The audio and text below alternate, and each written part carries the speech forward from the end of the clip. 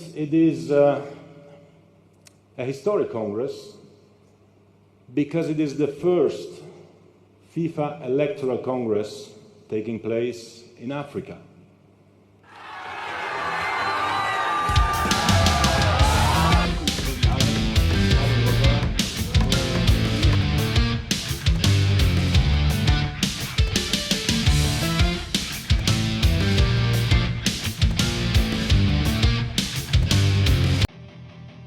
FIFA jatuhkan sanksi berat ke Bahrain usai kontroversi wasit di laga versus Timnas Indonesia. Ini yang saya harapkan dan masyarakat Indonesia. Takut dipecat FIFA. Akhirnya wasit Al-Kaf muncul ke publik dan meminta maaf ke masyarakat Indonesia. Gimana menurut kalian? Strategi Cina untuk merepotkan Timnas Indonesia sepertinya tidak berhasil. Pemain Timnas Indonesia malah senang di sana. Qiang Dao ternyata nyaman banget. Shin Tae-yong fokus pulihkan fisik para pemainnya. Sesi latihan Timnas Indonesia dibagi jadi 2 grup. Begini kondisinya. Kevin Dix fix mau bela Timnas Indonesia, Erick Thohir dorong percepatan naturalisasi. Kalau November bisa, kenapa tidak?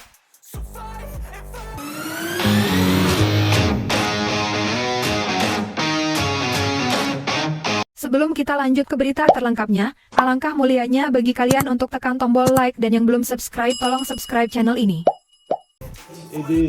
FIFA jatuhkan sanksi berat ke Bahrain usai kontroversi wasit di laga versus Timnas Indonesia. Ini yang saya harapkan dan masyarakat Indonesia. Federasi Sepak Bola Dunia FIFA secara resmi menjatuhkan sanksi berat kepada Federasi Sepak Bola Bahrain BFA terkait dengan kontroversi besar yang terjadi dalam pertandingan melawan tim nasional Indonesia pada laga kualifikasi Piala Dunia 2026. Keputusan ini diambil setelah adanya investigasi mendalam yang dilakukan FIFA terhadap dugaan kejanggalan dan pelanggaran serius oleh perangkat pertandingan, khususnya wasit yang memimpin pertandingan. Pertandingan yang berlangsung pada 10 Oktober 2024 di Bahrain itu menjadi sorotan setelah sejumlah keputusan wasit dinilai merugikan Timnas Indonesia. Salah satu insiden yang paling disorot adalah dianulirnya gol sah Indonesia di menit-menit akhir pertandingan serta pemberian penalti yang dipertanyakan kepada Bahrain. Setelah protes keras yang diajukan oleh PSSI Persatuan Sepak Bola Seluruh Indonesia, FIFA melakukan penyelidikan secara intensif, termasuk memeriksa rekaman video pertandingan, laporan dari pengawas pertandingan, dan pernyataan dari pihak-pihak terkait. Hasil investigasi FIFA menemukan adanya pelanggaran kode etik dan integritas dalam kepemimpinan wasit yang memengaruhi hasil pertandingan. Akibatnya FIFA menjatuhkan sanksi berat kepada Bahrain dan perangkat wasit yang terlibat. Sanksi tersebut mencakup yaitu diskualifikasi tim nasional Bahrain dari sisa pertandingan kualifikasi Piala Dunia 2026. Larangan bertanding selama 2 tahun bagi wasit utama dan seluruh perangkat pertandingan yang terlibat. Denda besar yang dijatuhkan kepada Federasi Sepak Bola Bahrain akibat kelalaian dan pelanggaran prosedur. Pengulangan pertandingan antara Indonesia dan Bahrain dengan wasit yang netral. Presiden FIFA Gianni Infantino dalam pernyataan resminya menegaskan bahwa FIFA akan selalu menjaga integritas sepak bola di seluruh dunia. Tidak ada tempat bagi kecurangan atau manipulasi dalam sepak bola. Keputusan ini menunjukkan komitmen kami untuk menegakkan keadilan di lapangan dan melindungi nilai-nilai sportivitas. Di sisi lain, PSSI menyambut baik keputusan FIFA ini. Ketua Umum PSSI Erick Thohir menyatakan bahwa ini adalah kemenangan bagi keadilan sepak bola. Kami mengucapkan terima kasih kepada FIFA atas keputusan tegasnya. Kami berharap pertandingan ulang bisa berjalan dengan fair dan penuh semangat sportivitas. Dengan adanya sanksi ini, peluang timnas Indonesia untuk melanjutkan perjuangan di kualifikasi Piala Dunia 2026 terbuka kembali. Dunia sepak bola diguncang oleh kabar mengejutkan. Wasit asal Oman, Ahmed Alkaf, yang menjadi sorotan usai memimpin laga krusial di ajang Piala Dunia, akhirnya muncul ke publik. Keputusannya dalam pertandingan itu telah memancing kemarahan fans di seluruh dunia, terutama dari Indonesia. Banyak yang merasa bahwa keputusannya tidak adil dan merugikan tim Indonesia. Tekanan ini semakin kuat apalagi dengan ancaman bahwa FIFA akan menjatuhkan sanksi berat padanya. Di tengah derasnya kritik, rumor beredar bahwa FIFA tengah mempertimbangkan untuk mencabut lisensi wasit Alkaf dan memecatnya dari jabatannya. Berhari-hari Alkaf tidak menampakkan diri. Spekulasi berkembang liar. Ada yang mengatakan bahwa ia bersembunyi, sementara yang lain menduga ia tengah mempertimbangkan untuk mundur dari dunia perwasitan. Alkaf akhirnya memutuskan untuk tampil di hadapan publik dengan wajah yang lelah dan penuh penyesalan. Kamera menyorotnya dan ribuan mata di Indonesia menanti permintaan maaf yang telah lama diharapkan. Saya ingin meminta maaf yang sebesar-besarnya kepada warga Indonesia, kata Alkaf dengan suara bergetar. Saya memahami bahwa keputusan saya dalam pertandingan tersebut menimbulkan kekecewaan besar bagi banyak orang, terutama masyarakat Indonesia yang sangat mencintai sepak bola. Ia menjelaskan bahwa meskipun telah berusaha untuk seadil mungkin, ia tidak luput dari kesalahan. Sepak bola adalah olahraga yang penuh emosi dan sebagai manusia, saya bisa membuat kesalahan. Namun saya tidak pernah berniat untuk merugikan tim manapun, terutama Indonesia. Namun kekecewaan masih terasa di hati masyarakat Indonesia. Ada yang menerima permintaan maafnya, tapi banyak juga yang merasa ini belum cukup. Meski demikian, satu hal jelas, Alkaf takut.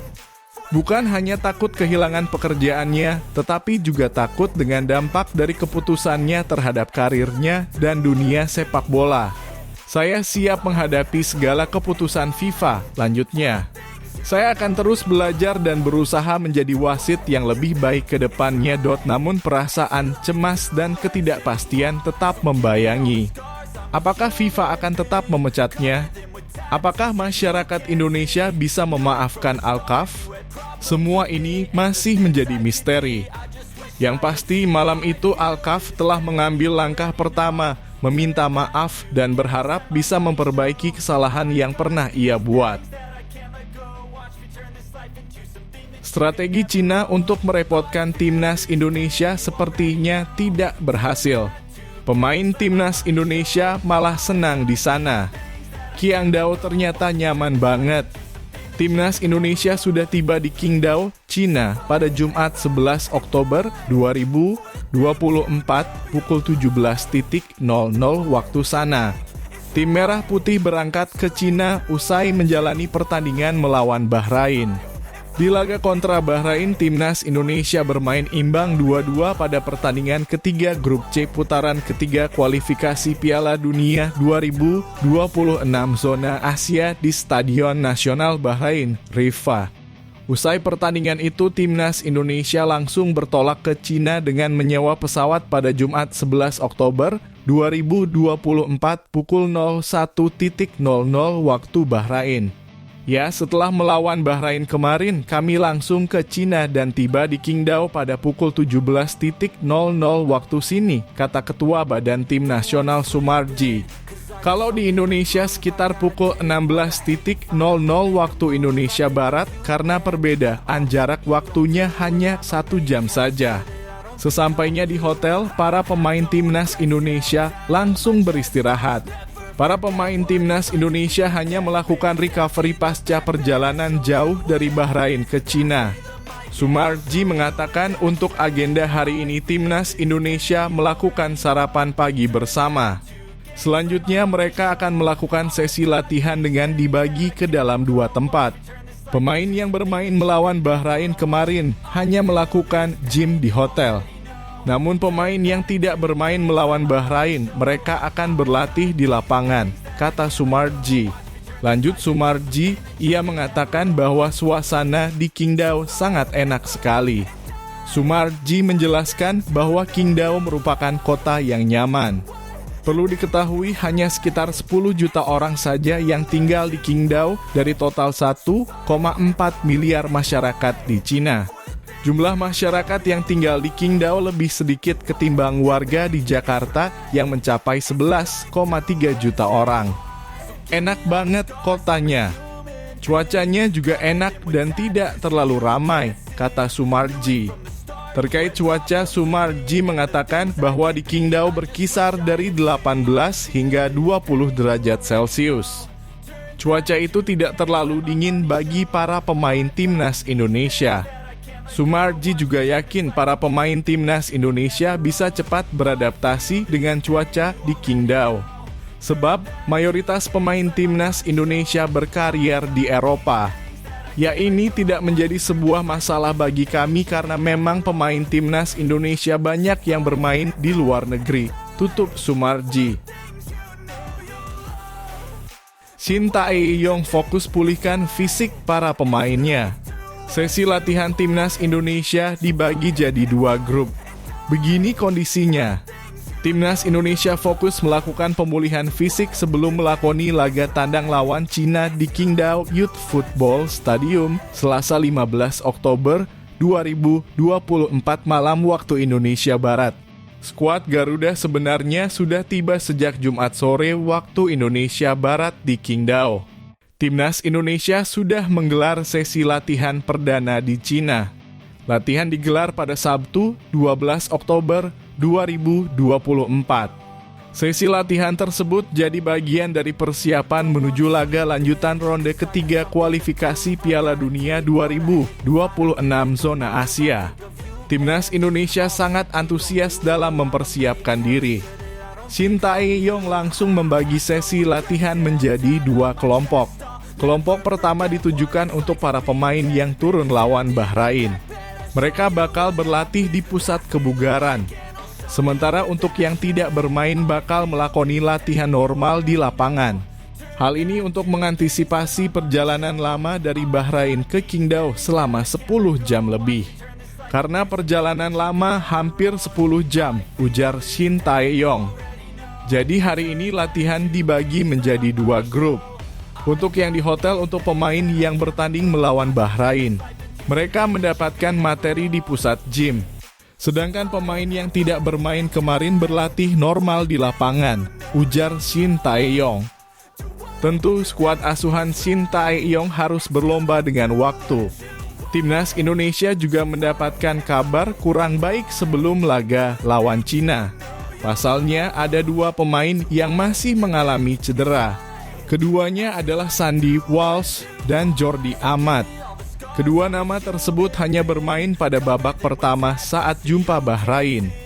Selain Jordi Amat dan Sandy Walsh yang mengalami cedera ringan, semuanya baik-baik saja, ujar Shin Tae-yong. Kita hanya perlu beradaptasi dengan waktu dan cuaca, karena cuacanya berbeda dengan yang sebelumnya. Kevin Dix fix mau bela timnas Indonesia. Erick Thohir dorong percepatan naturalisasi. Kalau November bisa, kenapa tidak? Pemain FC Copenhagen, Kevin Dix menjadi pemain keturunan teranyar yang dikonfirmasi mau membela timnas Indonesia. Ketersediaan Kevin Dix untuk bisa membela timnas Indonesia dikonfirmasi Ketum PSSI, Erick Thohir. Lewat Instagram pribadinya, Erick Thohir berfoto salaman dengan Kevin Dix. Makan siang sama pemain FC Copenhagen yang punya keturunan Indonesia, nggak lupa salaman selamat bergabung di timnas Indonesia, tulis Erick Thohir. Dengan adanya prosesi salaman, maka proses naturalisasi Kevin Dix pun akan segera dimulai. Erick Thohir memastikan kembali bahwa Kevin Dix memang bersedia membela timnas Indonesia. Ia pun realistis Kevin Dix bisa bermain paling tidak per Maret 2025. Kembali kalau udah salaman berarti sudah fix lah, kata Erick Thohir. Tinggal prosesnya. Tentu kita akan mendorong kepada Bapak Presiden setelahnya DPR untuk ada percepatan. Tapi window-nya kalau kita lihat itu di bulan Maret baru bisa main. Tapi kalau bisa November, kenapa tidak? Sementara itu dari sisi pemain, Kevin Dix pernah menceritakan kalau segala dokumen yang dibutuhkan kini sudah dikirim ke PSSI. Pemain yang memiliki keturunan dari kakeknya yang berasal dari Ambon, Maluku itu mengakui PSSI lah yang menghubunginya pertama kali lewat agen. Sebenarnya PSSI pertama kali menghubungi melalui agen saya, kata Kevin Dix. Tentu saja merupakan suatu kehormatan besar, karena mereka menganggap saya akan menjadi tambahan yang berharga bagi tim. Sesuai aturan FIFA, status Kevin bisa membela timnas Indonesia dan eligible. Ia memiliki keturunan dari kakek dari ibu yang berasal dari Ambon. Ibu Kevin juga memiliki nama keluarga Bakar Besi. Orang tua ibu saya lahir di pulau kecil Ambon, ujar Kevin. Dan mereka melakukan perjalanan ke Belanda untuk mencari kehidupan yang lebih baik setelah perang. Sayangnya nenek saya meninggal kurang dari 2 tahun yang lalu.